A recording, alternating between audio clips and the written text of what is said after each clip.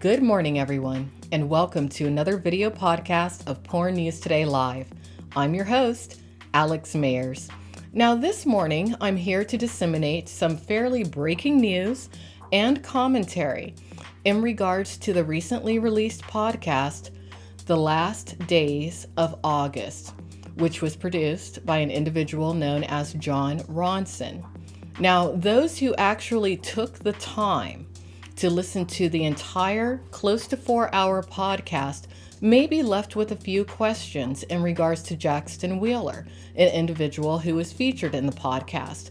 And considering a rather defamatory blog, which I noticed was posted on an adult industry quote unquote news blog known as Mike South, I am very glad that as of this morning, Jaxton Wheeler issued a few tweets which, from my perspective, do clarify his interview within the last days of August. So allow me to simply read to you the tweets that he just posted this morning.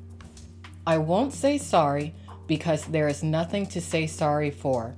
If she had never brought that attention to herself like other public figures have, then engaged in the backlash, we would not have engaged so far. Everyone is so quick to point out only one side of it all. I'm sorry for my one comment, but in the context she should still be alive, and that just a bad response to her quote, "fuck y'all," which I read as a complete dismissal of the entire community's feelings on stigma from the mainstream. I literally shit all over their ugly side, and they don't want to face themselves in the mirror.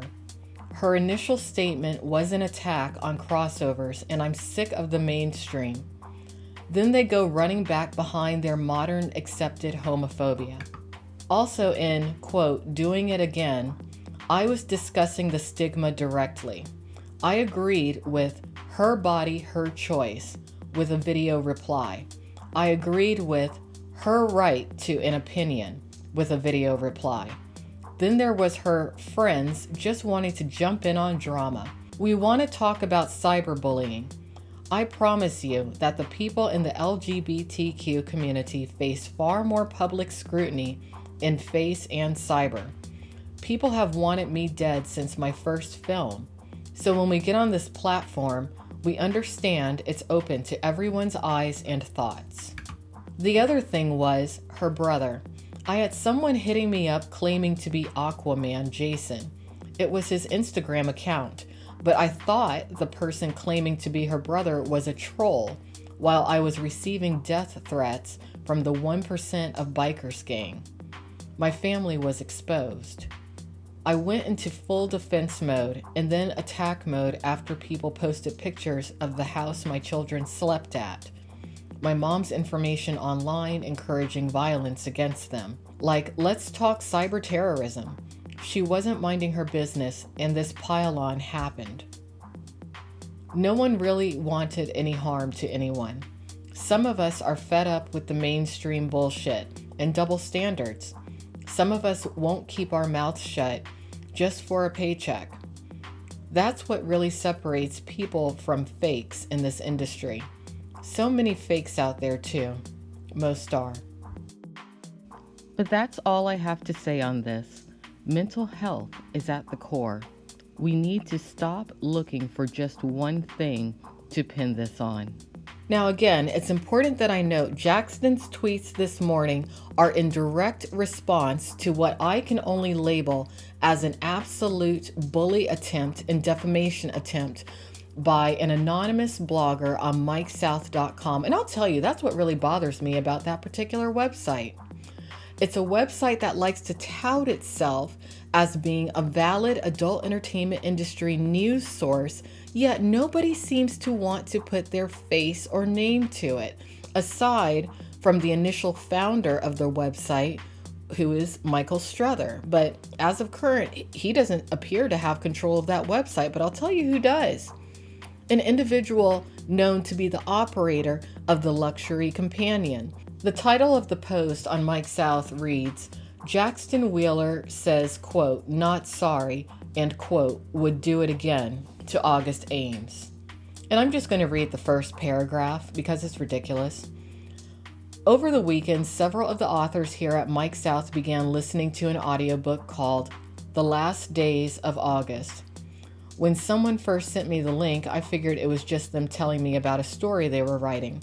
I was just about to ignore the email, but for some reason I clicked the link and found the August in the title was about our very own August Ames, and that caught my attention. I sat down and listened to the book in its entirety and can't say I'll ever be the same as a result. Now, first off, straight out the gate, I don't believe that the author of this particular little piece of drivel that is posted on mikesouth.com in actuality did listen to the entire 4-hour audio podcast.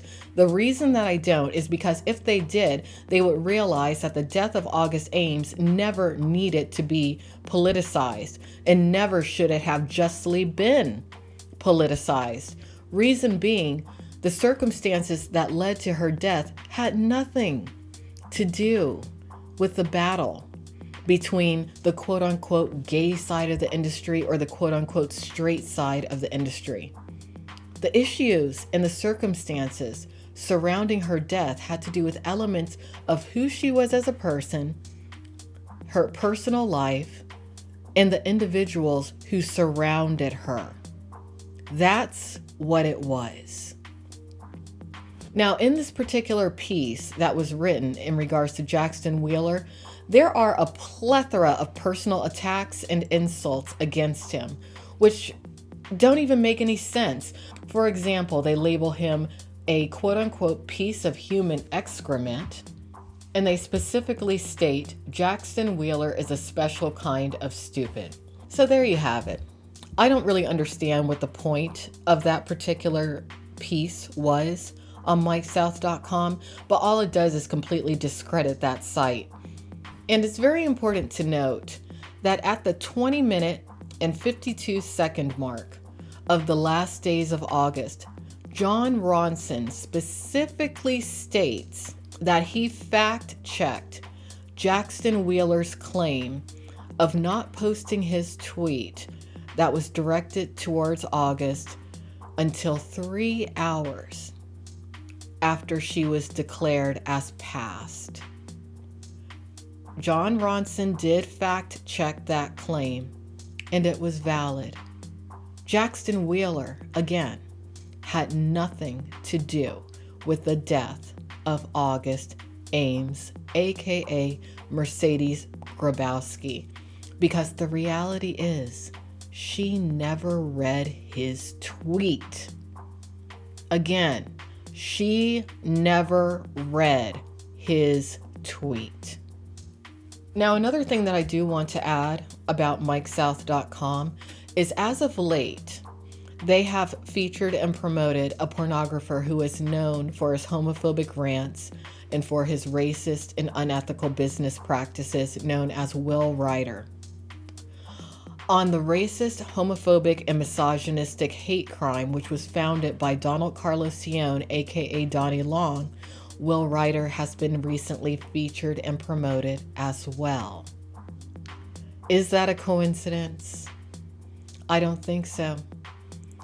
I think that the exact same operators who are operating Mike South are the same operators who are operating the hate crime, which I have had to take into Broward County courts due to the incitement of violence against my family.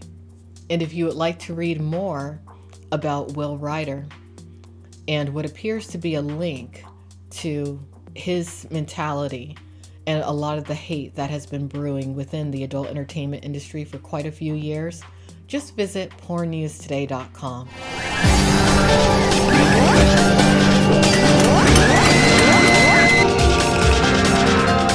Now, I do still have my in-depth analysis of The Last Days of August coming up, so make sure that you all do stay tuned for that right here on Porn News Today Live.